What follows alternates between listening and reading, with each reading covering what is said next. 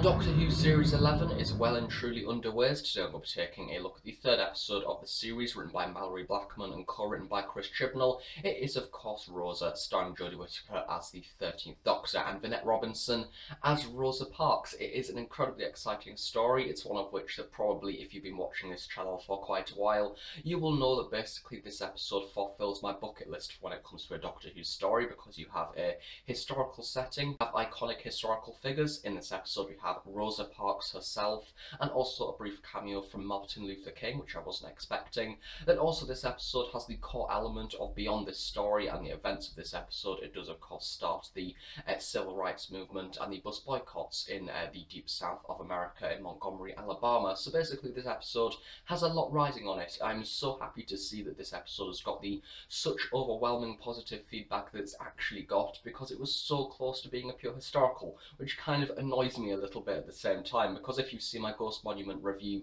you will of course know that in that video I did of course suggest that this episode wouldn't be a pure historical, because there was like a laser beam or something that I seen in the Next Time trailer, and that kind of let me down a little bit, I must admit, because I was hoping for the first pure historical since the 1980s with, I do believe, Black Orchid. But hey, I kind of let it simmer.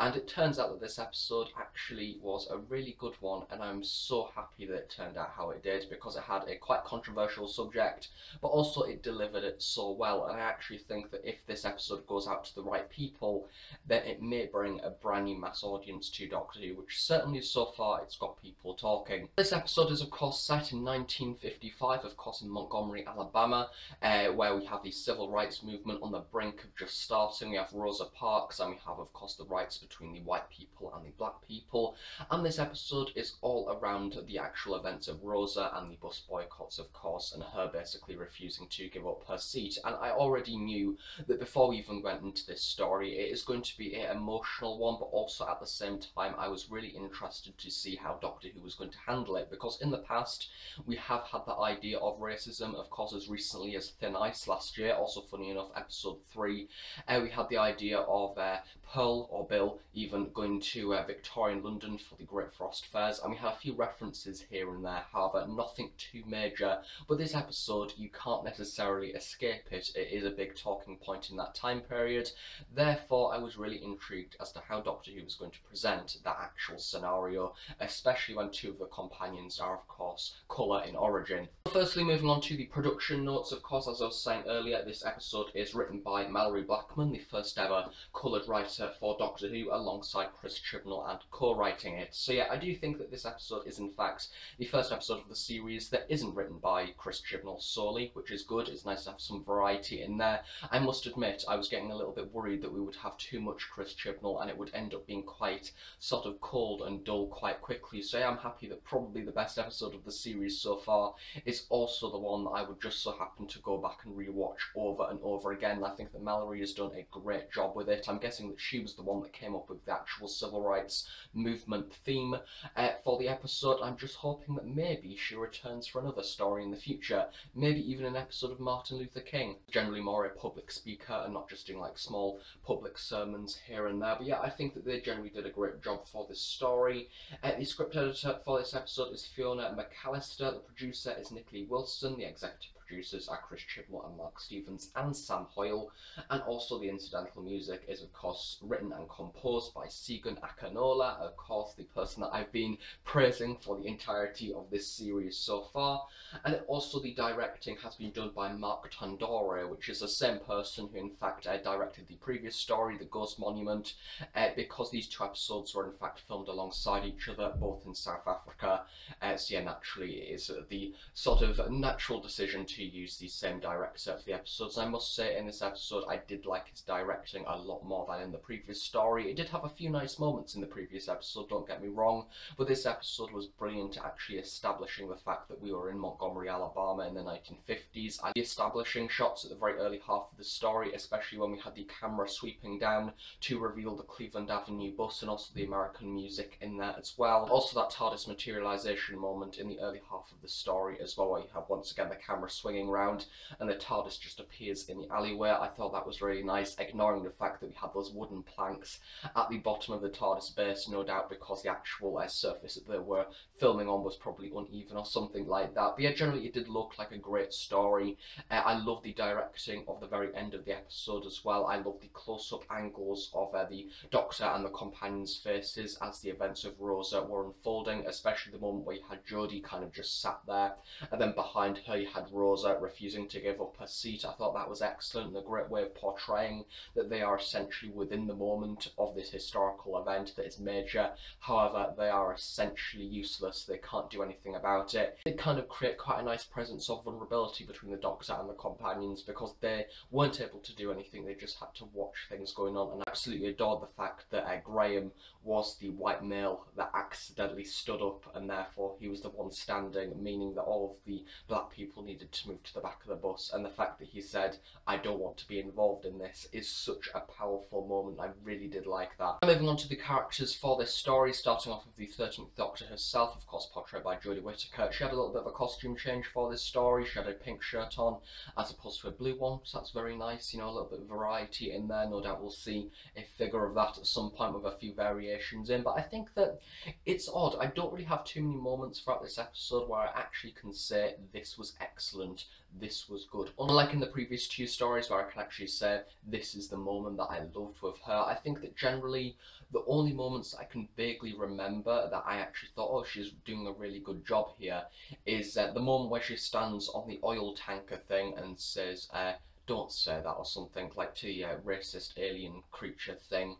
I thought that that was a great moment, and the way that she was kind of overpowering him almost by doing absolutely nothing whatsoever, and the fact of crushing the vortex manipulator, I thought that was great. The fact that he tried to strangle her as well. I think that her confrontation scenes with Kraskow were quite good, however nothing too major. So it may be nice to have a few more moments in this episode that I kind of really liked, but other than that she was kind of just the Doctor, and I kind of enjoyed her, so that's all I can really say about her. On to Ryan, played by Tosin Cole. Unlike in the previous story, where I didn't really have too much to say about him, I have quite a few things to say about him this episode. I absolutely loved where he followed Rosa and went to the meeting with the other sort of figures in society that were also coloured, and they were kind of not necessarily starting a revolution or anything like that, but they were kind of making plans, and I absolutely loved that he got involved in the scenario, and the fact that Rosa almost took a little bit of a shine to him. I did really like that, and the fact they also met Martin Luther King as well. I thought that that was great, and I like the fact that he did have more involvement in the story. It is naturally a benefit that you get from an episode that is relating to black people's rights. When you actually have a black companion, it is a lot more personal. See how it actually affects them. The fact that at the start of the story we had the absolutely superb moment where Ryan picks up the hanky and tries to give it to the person's wife, and then he just gets punched immediately. I thought that that was, one, quite shocking, but also at the same time truthful. That is something that would have happened in that time period. It's certainly a way to get the viewer actually watching and grabbing their attention. I love the comparison between Ryan and Emmett Till, who is kind of this younger black figure who basically, from what I understand, spoke to a woman in a service station or something like that, or a shop, and basically she was also married to a white male, and of course he apparently did something quite suggestive, such as wolf whistle, or said some suggestive things, and then of course within a few weeks or even a few days he in fact ended up getting lynched by the owner of the shop. It kind of shows the stark reality of what actually happened in that time. The fact that it wasn't pretty, it wasn't right whatsoever, but it is sadly the truth. Moving on to the other companion, we of course have Yasmin Khan, played by Mandeep Gill. I finally have something good to say about her. It is a similar one to Ryan. I love the fact that she is personally involved within the story. I think that the scene behind the bin was certainly one that was incredibly well driven by her. The fact that she's shown struggles of her working sort of life, the fact that she got insulted whilst being a police officer, whilst trying to solve disputes, and also the idea of bringing in a mosque in there as well and kind of doing religious rituals and sort of prayer and things like that. I thought that that was very personal to the character, and no doubt we will know a little bit more about that in the upcoming story when we learn a little bit more about her family when we return to Sheffield. But I like the fact that this episode doesn't do the thing that I thought it was going to do and say, this is how bad this time period is, this is how people don't fit in, and this is how black people are kind of judged and frowned upon and looked down on by white people in society. And I was worried it was going to do the horrible thing of basically saying, but look how perfect it is now. But this episode in fact does the exact opposite of that, and it doesn't say racism is resolved or anything like that. It in fact sort of says the problem is still there. However, if it wasn't for Rosa Parks, it would be even worse now. So yeah, I do quite like that. As I say, it doesn't shy away from the truth, and certainly has a few powerful scenes behind it. Then moving on to Graham, of course played by Bradley Walsh. I feel like I've had a lot to say about him in the previous episode reviews. However, I don't really have too much to say about him this time. The only phrase that I do have to say is "how you doing, cockle," that he says to the bus driver. I was laughing from that for absolutely ages, don't even know why. I just found that funny. I think that Bradley Walsh does bring a really fresh sort of opinion to Doctor Who. He's a very different character. It's nice to have an older figure in there as well. Of course, bringing in the fact that he's a bus driver, I thought that that was lovely. I feel like this episode did in fact exercise quite a lot of people's different jobs, such as I say, the fact that it's on buses. Graham is a bus driver, it kind of links in with that, and he could have a few attributes in this episode that contributed to them figuring out what was going on with Rosa and how they were going to kind of follow her and make sure that time goes straight. And also something that I picked up on the second watch was the fact that Yasmin went back to the accommodation that they were in, the sort of service station home, and I realised that she put together almost a crime board of everything that Rosa Parks has done, like her movements, much like how you would do in a criminal law case, and I really like that. I didn't pick up on it on the first time round, but the fact that she's exercising her skills from being a police officer, I meant like the only person who didn't really have anything to offer to the story because of their career was in fact Ryan, but instead he had the more personal relationship with Rosa. So I actually think that this episode is the best so far for exercising the different companion skills. All of them have something to do. Even the Doctor has something to do. She kind of handles the more time travel aspect of it with the alien of the episode. But yeah, everybody had something. They all had something to contribute to the episode, and I feel like Mallory Blackman very much understood that, especially with having two of the companions being of colour. So yeah, I think that by far this is the best written episode of the series for actually using the different characters that you have as a part of the TARDIS team, and certainly I want to see more of that in the future episodes. Briefly moving on to the other people as well, I'm not going to go through everybody, but we have Trevor White as James Blake, the bus driver. He was excellent. He had some very hard lines to deliver and some very uncomfortable lines to deliver, yet something which naturally you will not say in this day and age. It will be unacceptable and horrible, but I feel like he was brilliant at acting. Honestly, I think that Trevor did a great job, so massive thumbs up to him for doing what he did in this episode.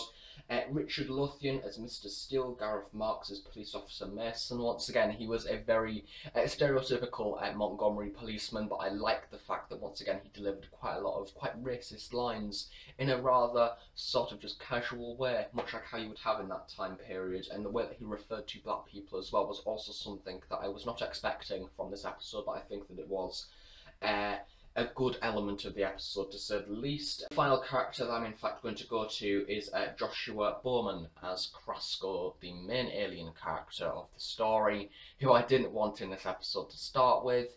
And in summary, he's bloody useless. He is the most... Of course, you're not meant to like him because he is a racist from the future. He's an extremist. He'd go back in time and basically stop the black people from rising up because that is where it all went wrong, or something stupid like that. So, of course, he is a very unintelligent, stupid character. I like the fact that he's done time in Stormcage and the references to that. Unsure about the fact that he's so easily got his hands on a vortex manipulator. I thought that was a little bit unusual. But yeah, I feel like his character was incredibly one-sided and boring and just ugh. I'm getting worried now, I must admit. It's something that I've not really mentioned in the previous reviews, but Tim Shaw I think is probably the best villain this series has had so far, and even in that review I stated that he wasn't really very well padded out because the majority of the limelight in the episode is of course took up by the post-regeneration New Doctor. In the last episode we had basically no villain whatsoever apart from literally a few rags that was saying some odd plot point arc thing things. We still don't know much about that.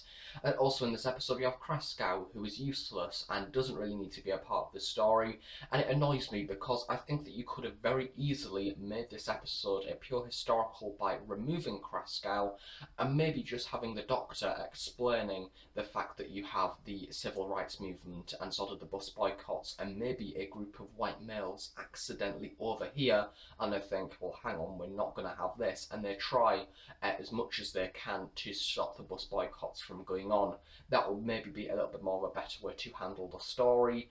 Or maybe even one of the companions accidentally does something that is going to unravel time and change the events, something maybe very small and minor, however that has the domino effect. Just anything that doesn't involve the science fiction element of the story, because to me it had no involvement in the episode whatsoever. It wasn't really very engaging, it was the least dullest part of the story, and if anything, Rosa was the point that actually sort of driven this story. And I actually completely forgot to talk about Vanette Robinson as Rosa Parks, you know, the major point of the story. She was superb, honestly. I didn't know why, but I didn't expect much from her. However, she did a superb job once again.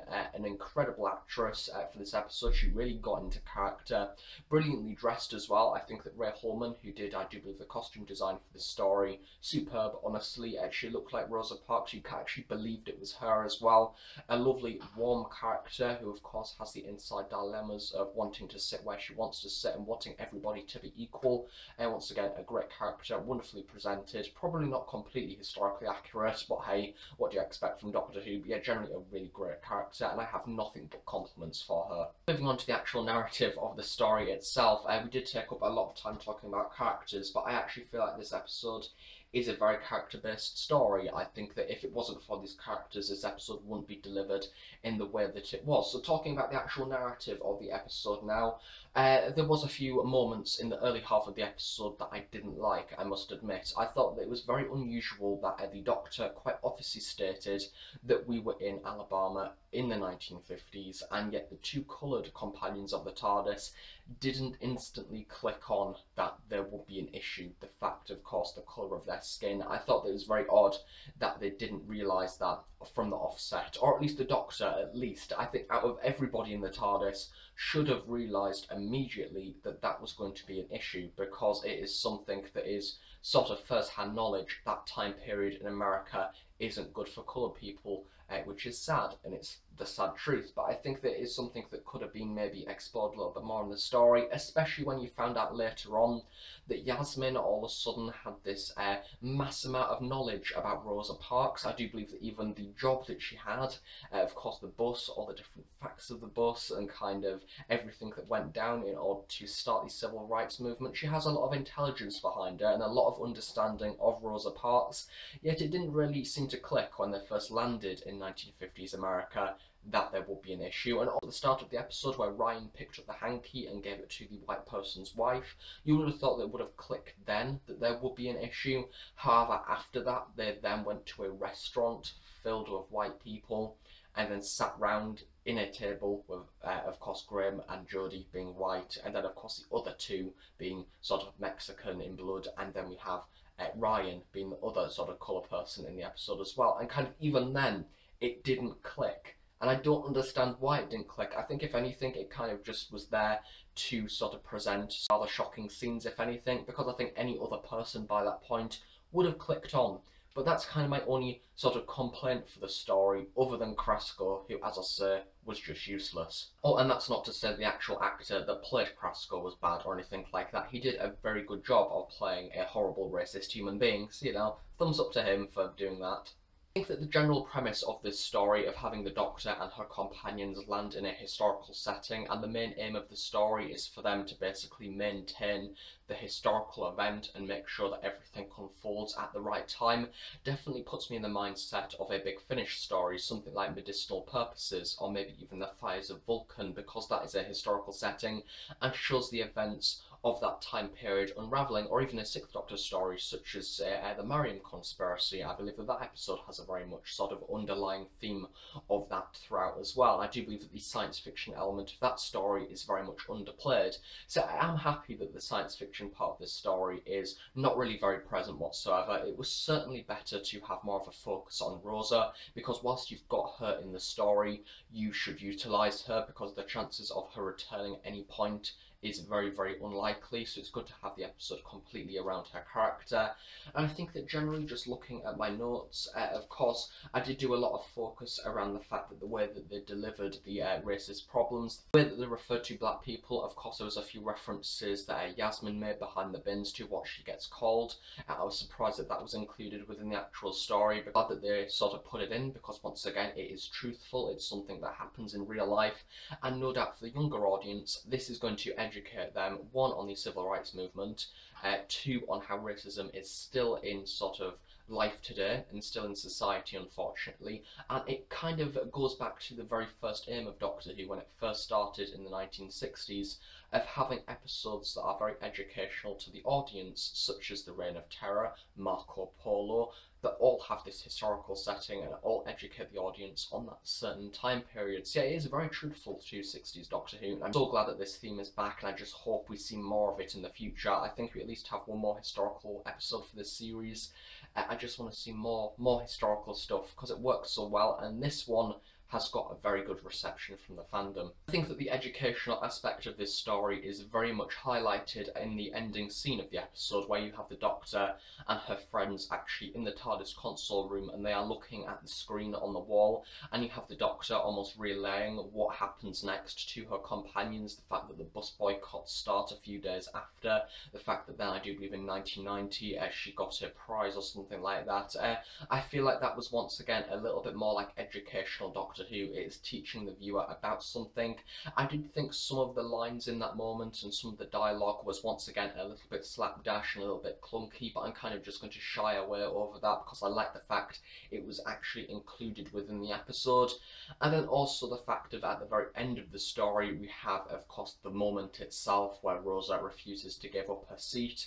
I like the fact that that wasn't necessarily very dramatised. I feel like it was just the moment happening, her saying no, and then him going to get the policeman. It is in the very late half of the episode, and then we of course have Rise Up over it, a song that I do believe is meant to be the main unofficial sort of anthem of the Black Lives Matter movement that is currently in the media today, which I think when you actually put that into context, once again, it gives that music and the choice of that music a lot more meaning.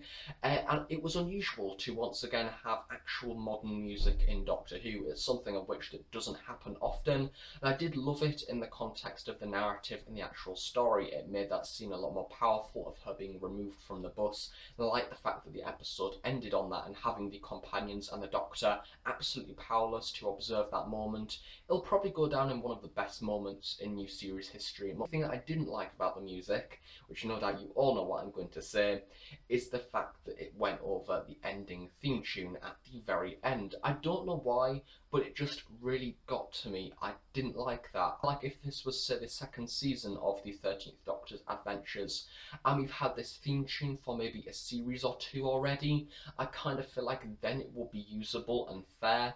However, I just think that so early on, taking out the brand new theme tune, considering it sounds brilliant, I just didn't like that. I don't know why. Of course, it didn't really contribute too much to the actual story, because it was only the music that was used at the very end, but still, I suppose it gives the episode a unique twist in some way. The only other time in Doctor Who history where even something similar to that has happened is at the end of Earthshock, when we have the crushed star and the casting credits kind of slowly rolling up with absolutely no music whatsoever and just silence because of the death of Adric in the actual story. So yeah, rest in peace Adric, bless him. But yeah, that was a very sort of interesting ending, to say the least. On to the more positive music, it is of course Segan Aknola's compositions for this story, once again incredibly good, much like in the previous two episodes. A standout moment for me for the music is the part at the start of the story where you have Rosa's theme, and also the moment where you have Yasmin doing the work and sort of pinpointing the different events and doing her sort of criminology sort of board. That music, I'm going to call it the process music because it sounds quite nice, and it's been used in the other stories as well. Other than that, some great compositions, and I think that I just hope that he carries on the great work for the rest of the series. That is my review of Doctor Who Series 11 Episode 3 Rosa, written by Mallory Blackman and Chris Chibnall, and I think that it would be fair to say that this is my favourite episode of the series so far. I'm very confident in saying that. It is at the #1 place, and I am also confident in saying that it is going to take a lot. It's going to take a very powerful, unique story, big finish level of unique and experimental to in fact remove Rosa from the top spot for Doctor Who Series 11. So good luck for the rest of the stories. I think that you might be good, but you're probably not going to beat this one. Of course, next time we have Arachnids in the UK, where we see the Doctor and her companions return to Sheffield. So once again, we have the slight worry of them not having an actual decent villain for the story, because we've got some sort of genetically engineered spiders or something like that. Just want kind of a baddie back again, a stereotypical Doctor Who baddie, because so far we've not had any of that this year, apart from Tim Shaw, which even then was a little bit underplayed. Yeah, that is that for my review of Rosa. What is your general opinion of this story? Why not leave it in the description below? I'll be very interested to hear your response to this episode, and stay tuned for more Doctor Who Series 11 episode reviews in the future, along with Big Finish, product reviews, and so much more from many different areas. So thanks for watching. I shall see you all next time. Bye for now.